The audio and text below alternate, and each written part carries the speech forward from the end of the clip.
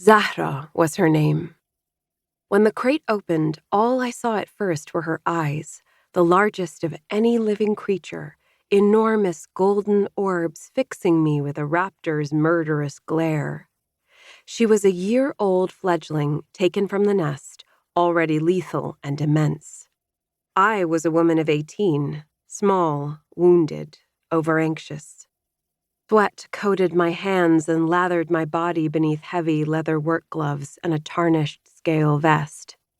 Ruhkers have been killed on the first day. If it happened to me, another apprentice would take my place. Zahra stepped calmly into the Mews pen without coaxing. Babak and the gathered ruhkers watching from behind the bars nodded approvingly. The fledgling hadn't hunched in the crate in fear, nor exploded out of it screaming with rage.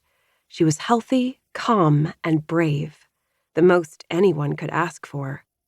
My excitement ran like a fever, the blood hot in my head, my fingertips tingling and swollen.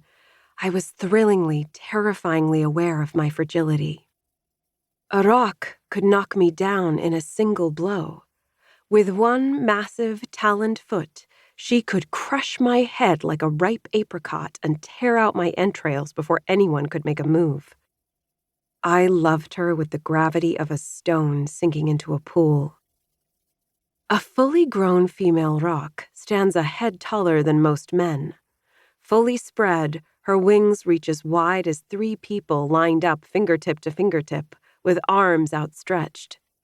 Rocs aren't the impossible size that storytellers and artists would have you believe, but nevertheless, Zahra loomed over me. She made the falcon I'd flown as a girl seem like a toy. I began to speak, quietly, murmuring my admiration for her as I picked up the butchered hind leg of a boar, careful to use my non-dominant hand as I placed it on the wooden perch. Zahra's head jerked, staring first at me, then at my offering. A moment of fateful decision, one that felt to me like the judgment of God, before she hopped onto the perch as if she'd done it 1,000 times and began to tear into the meat. Audible sighs of relief escaped those watching.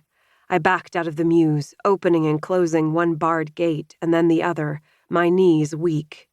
Babak was counting out a fat purse of silver for Ghazi, the rock hunter. He handed over the payment grudgingly, but without complaint.